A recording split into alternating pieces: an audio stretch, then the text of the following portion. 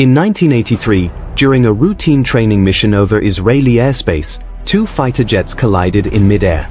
The impact was violent. One aircraft immediately lost control and the pilot ejected without hesitation. The other jet kept flying. On the radio, the instructor was screaming at the pilot to eject. But the pilot didn't understand why. Because he didn't know that his entire right wing had been ripped clean off. He refused to eject. He pushed the throttles forward. And he landed the aircraft at nearly twice the normal landing speed. Later, aerospace engineers said the landing was aerodynamically impossible. Any fighter jet can win once. Only one fighter jet has never lost. Not a single time. Not ever. This is the story of that jet. The F-15 Eagle.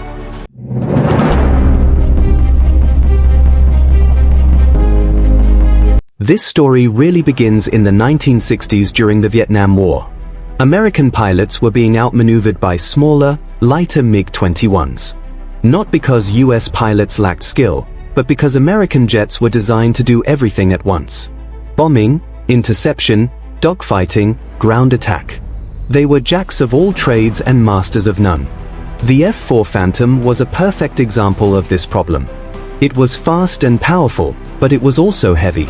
It carried sophisticated radar and long-range missiles, but in close combat, it struggled. Early versions didn't even have an internal gun because strategists believed dogfights were obsolete. They were wrong. Losses increased. Confidence dropped. American pilots were dying not because of inferior training, but because of inferior equipment. Inside the Pentagon, concern turned into urgency. Then someone inside the US Air Force asked a simple but radical question. What if we built a fighter that did only one thing, and did it better than anything else on Earth? That one job was air-to-air combat. Destroy enemy aircraft. Nothing else. The program was called FX. Its guiding rule was clear and uncompromising. Not a pound for air-to-ground. Every pound of weight, every system, every design choice would exist for air superiority alone. No compromises. No distractions. Pure focus.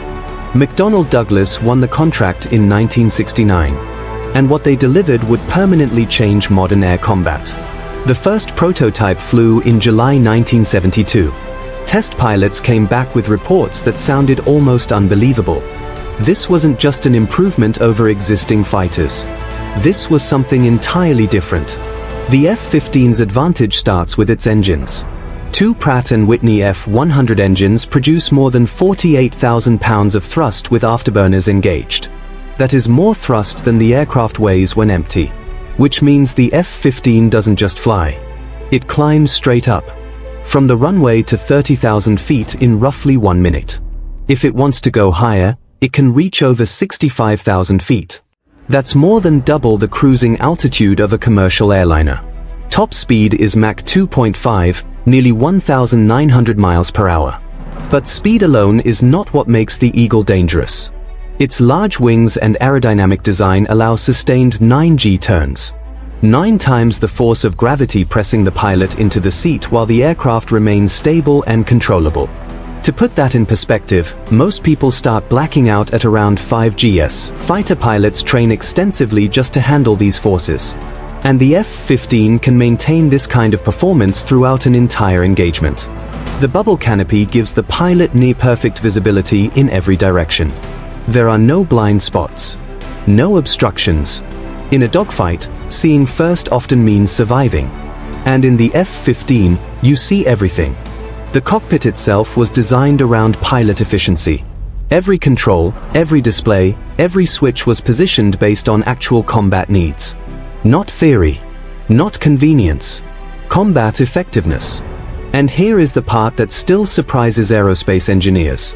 The F-15 can accelerate while climbing vertically. Most fighters lose speed as they gain altitude. They trade velocity for height. The Eagle gains both. It can point its nose straight up, like the afterburners, and actually get faster while climbing. At that point, physics becomes a suggestion rather than a rule. The airframe itself is built like a tank. Reinforced structure. Redundant systems. It can take battle damage and keep fighting. It can survive G-forces that would tear apart lesser aircraft. This isn't just good engineering. This is designing for worst-case scenarios and then exceeding those requirements. Built into the right wing root is the M61 Vulcan cannon, a 6-barrel 20mm gun firing up to 6,000 rounds per minute. That is 100 rounds every second.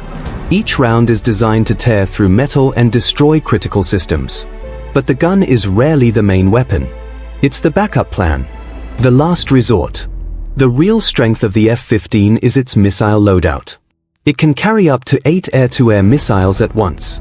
A mix of AIM-9 Sidewinders for close combat and AIM-120 AMRAAMs for long-range engagements. The Sidewinder is a heat-seeking missile.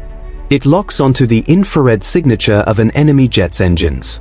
Maximum range is about 22 miles, but it's most effective in close-range dogfights. When an enemy pilot tries to turn and run, the Sidewinder follows. The AMRAAM is a different kind of weapon entirely. It's a fire-and-forget missile with active radar guidance. Launch it, and it finds its own way to the target. Maximum range is over 100 miles. That means an F-15 pilot can engage an enemy who is still beyond visual range.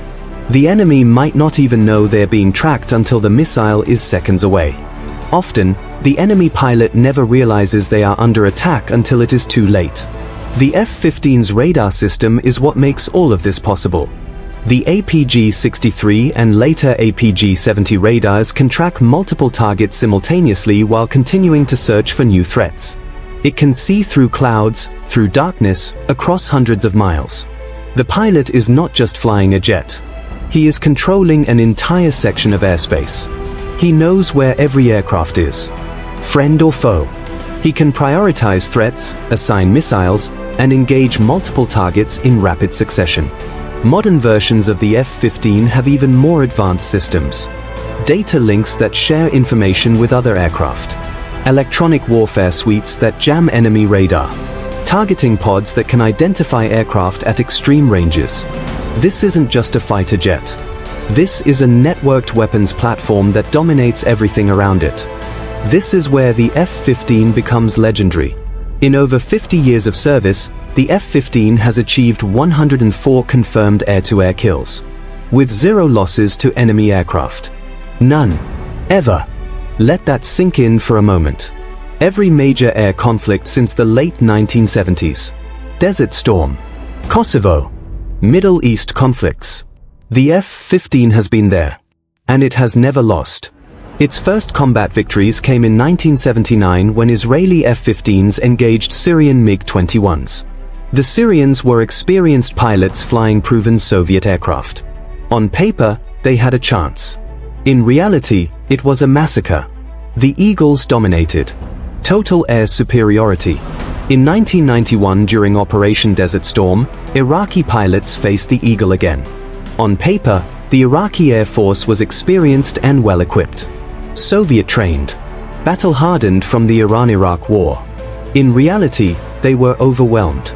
F-15s destroyed 36 Iraqi aircraft in air-to-air combat. Some engagements lasted seconds. An Iraqi pilot would see the F-15 on radar, realize what was happening, and eject immediately. They knew the odds. They knew they couldn't win. One Iraqi MiG-25 pilot tried to run. He went full afterburner, dove for the ground, tried to use terrain to mask his radar signature. The F-15 pilot tracked him calmly. Locked on. Fired. The AMRAAM maneuvered through the valleys and hit the target. There was no escape. In 1999, during the Kosovo conflict, Serbian MiG-29s tried their luck. The MiG-29 is not a bad aircraft. It's fast, maneuverable, and in the right hands, it's dangerous. 4 were shot down. Not because Serbian pilots were incompetent, but because the F-15 is simply better. One American pilot, Captain Jeff Huang, shot down 2 MiG-29s in a single mission. Both kills were beyond visual range. The Serbian pilots never even saw what killed them. And then there is the one-wing landing. The story I mentioned at the beginning. When that Israeli pilot landed, the ground crew couldn't believe what they were seeing. An F-15 with one wing. Still flying. Still controllable. Engineers at McDonnell Douglas heard the story and thought it was impossible. They ran computer simulations. Every single simulation predicted an immediate loss of control and a crash. But real life had already delivered the answer. The Eagle came home. That incident became more than just a story. It became proof of the F-15's toughness and capability. Any other aircraft would have disintegrated. The F-15 just shrugged it off. The F-15 never stopped evolving. The original A and B models were followed by the improved C and D variants with better engines, radar, and fuel capacity. These are the versions that dominated Desert Storm. Then in the late 1980s, the Air Force had an idea. This airframe is so good. Why not make it multi-role? Enter the F-15E Strike Eagle. A two-seat, dual-role fighter bomber. Same basic design, but heavily modified. Reinforced airframe to carry heavier bomb loads. Conformal fuel tanks for extended range. Advanced targeting pods for precision strikes. Upgraded avionics for all-weather, low-altitude penetration. The Strike Eagle can carry over 23,000 pounds of ordnance. Bombs, missiles, guided munitions. It can level buildings, destroy armor columns, and hit bunkers deep underground. And if enemy fighters show up, it can still defend itself in air-to-air combat. Strike Eagles have been the backbone of American air power for decades. Iraq, Afghanistan, Syria, Libya. Wherever precision firepower was needed, the Strike Eagle was there. Today, the newest version is the F-15EX Eagle II. This is not just an upgrade. This is the F-15 reimagined for 21st century warfare. Fly-by-wire controls for better handling. Open mission systems that can integrate new weapons as they are developed.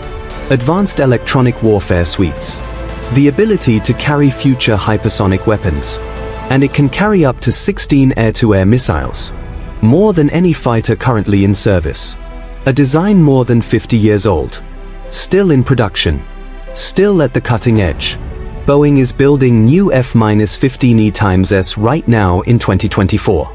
The US Air Force has ordered dozens of them. Not as a stopgap. Not as a backup. But as a frontline fighter that will serve into the 2050s. Think about that. Over half a century since the first flight. And it's still being built because it's still the best at what it does.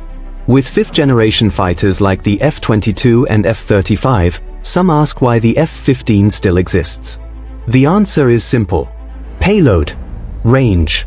Endurance. Cost. The F-15EX can carry up to 16 air-to-air missiles.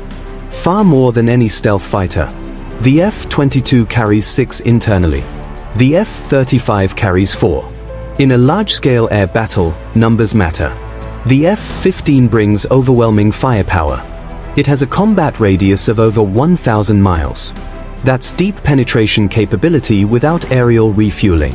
And it costs significantly less to operate per flight hour than fifth-generation fighters. About 1/3 the cost of an F-22. Not every mission requires stealth.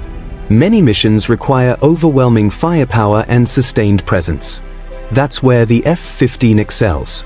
That is why countries like Israel, Japan, Saudi Arabia, and South Korea continue to invest in the Eagle. Israel operates some of the most advanced F-15s in the world. They've added their own avionics, weapons, and systems.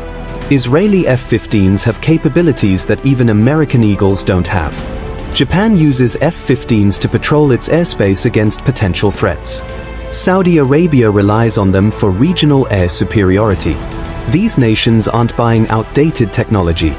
They're investing in proven, reliable, and lethal air dominance. The F-15 isn't just surviving in the modern era. It's thriving. The F-15 Eagle proves what happens when engineers refuse to compromise and focus on doing one job better than anyone else. 104 victories. 0 defeats. More than half a century of dominance. The F-15 did not just change air combat. It defined it. And decades from now, aviation history will still be divided into 2 eras. Before the Eagle. And after it. The skies belong to the Eagle. They always have. And they always will. If you're into real military aviation and real-world analysis, welcome to Defense Ninja. There's more coming.